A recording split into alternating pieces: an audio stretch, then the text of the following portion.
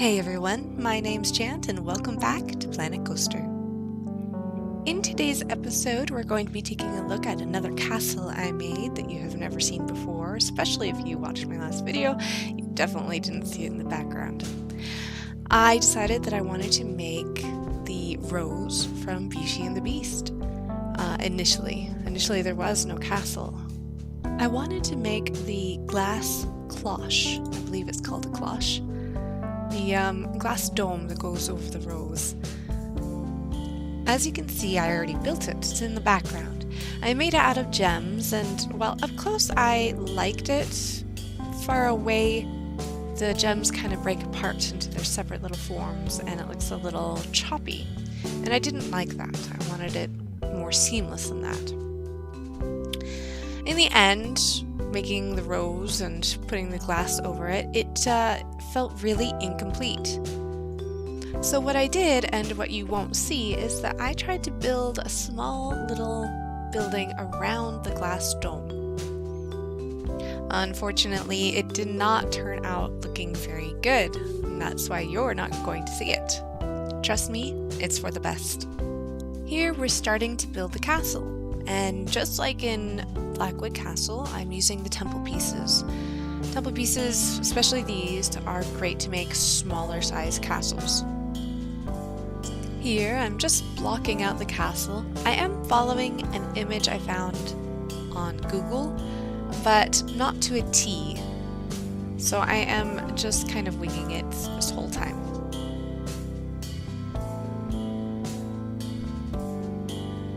Now at this point, I had not made a castle before. Blackwood Castle was actually created after this Beauty and the Beast castle, so this was all very new to me. You'll see me looking for a lot of pieces, trying to figure out the best way to make a small castle. I did end up using several different roof types, and they're all on their own grid, which is really unfortunate because now this castle is made up of several buildings instead of just one.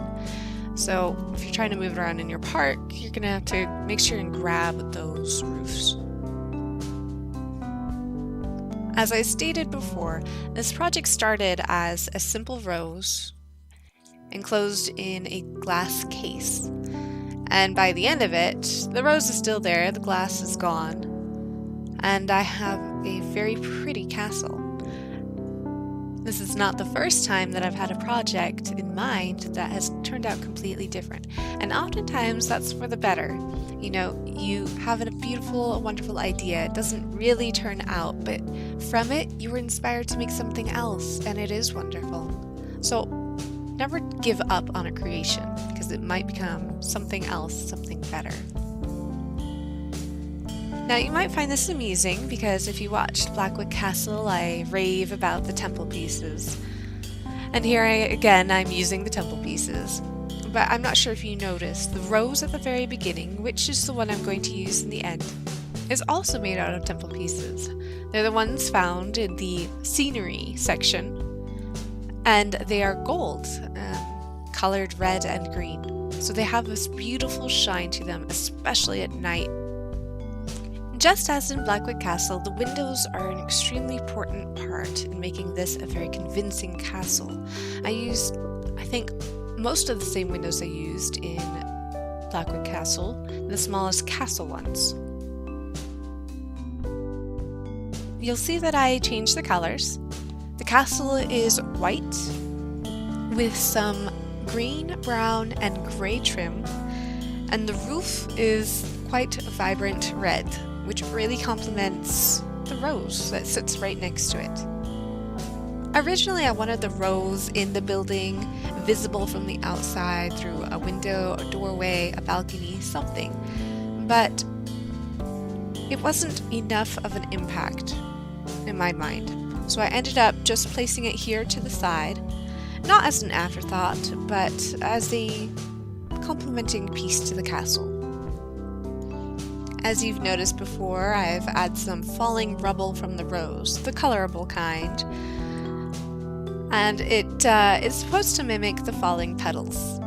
or the crumbling castle, or both. Take your pick. I think that it does a very successful job. I think that when you see that rose and you see that action, that movement, you understand it. Well, here you'll see I used the River Rapids ride to make a moat around the castle. The movement of the water is stunning. It is the same exact thing that I wanted to do in Blackwood Forest, but couldn't because that castle is infinitely smaller. I took out a lot of the speed build because I went in a direction, again, that I didn't quite like. You'll see here, either now or later on, the product I'm working on sits next to a product that looks like it, but it's a little larger, a little bit more clumsy and cluttered. That's the part that I took out. You may have gotten the sneak peek of the river that goes down the right area of this castle and ends up in this little pond. This was definitely what I had imagined, but in the end, I take out that river and I take out that pond, and I make this project a little bit more cozy and refined. I do spend some time with this topiary to create a border around the entire castle. The purpose in making a border is to make it feel complete, and also to make the footprint a little bit easier for other people to use. If you have a nice border around it, then it makes sense to just plop it in the middle of your part. If you have an incomplete area, or an area that leads off to nowhere, or even some loose pieces that are hanging out a little bit a ways from your project, it can make it a very difficult blueprint or footprint to work with. Well, by now you've seen the little characters, Lumiere, Cogsworth, and Mrs. Potts. These are creations that I made a while ago. They have little animatronics inside with their legs hanging out as though they're wearing a suit, like they're an entertainer in a park. They are not my most popular items, but I still really enjoy using them and making them. As you'll see, I finish off Lumiere without the entertainer inside. I make him just a regular candlestick character. I really wanted to use these characters around the castle as decor or interactive pieces, but for some reason it just wasn't working. I don't know if the styles were too different, if these were too cartoony and the castle was just too serious, but it wasn't working for me. But what I end up doing is I end up putting this finished Lumiere hidden inside the castle for you to use if you want. You can only get this Lumiere if you download this castle. So kind of an Easter egg, a hidden surprise for anybody who finds it. It's all about the little details for me in any of my projects, which is why you'll see that I'm using a couple of bells here to represent Belle the character in Beauty and the Beast, and I'm going to put it in the tallest tower where the Beast would have put her. Now, nobody's really going to see this, nobody's going to think anything of it, but it's just something special for me and for anybody who knows about it. And I suppose that's another thing about all of my builds.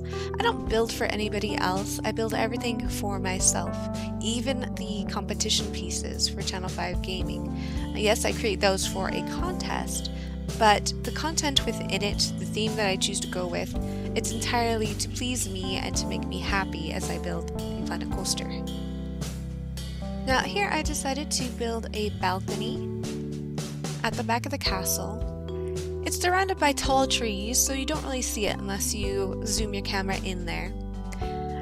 You'll see I'm playing with an animatronic who's going to fall off the balcony and into the water below. This is representative of Gaston, who falls to his death at the top of the castle in both of the Disney movies. Now you may be thinking, oh, that's a little bit too much, a little too gory, but like I said, it's all about these details for me, how to best express what Beauty and the Beast is. The enchanted rose, the castle where the Beast lives, Belle high in the tower, and Gaston, who's the enemy of them both. It is not easy getting these intimate details into a Planet Coaster creation. So every time I have an opportunity to do so, I usually take it, and that includes this poor Gaston falling from the window. So you will see that I made a bridge out of the topiary that surrounds the entire creation. The bridge seemed a little incomplete and didn't make a lot of sense since it was leading to a rock, which was a cliff. I decided to add some stairs. Now I could have gone with any texture. I could have gone with rock, could have gone with the white of the castle, but again I decided to go with the same topiary as the surrounding bits as well as the bridge to add a cohesiveness to it, and I didn't want to draw attention to the stairs. The stairs aren't all that important, so I didn't want to use any bright colors. Now the base needed a lot of pops of color, and I didn't go crazy with the color. I just used something that would complement what I've already built, but it definitely needed some plants, some greenery, some life around the base of the castle. Well, it's about that time where we wrap up this video. You'll see that I did not include any footage of me putting in lights for the castle, but I did. Here at the end, I've provided a few clips of the nighttime view and daytime view so you can see what it looks like at several different angles. Thank you so much for joining me in this video. I really enjoyed this build. I love how it turned out. There's something very magical about it, very pretty about the entire thing. I hope you enjoy it, hope you enjoyed this video, and we will see you next time. Bye now!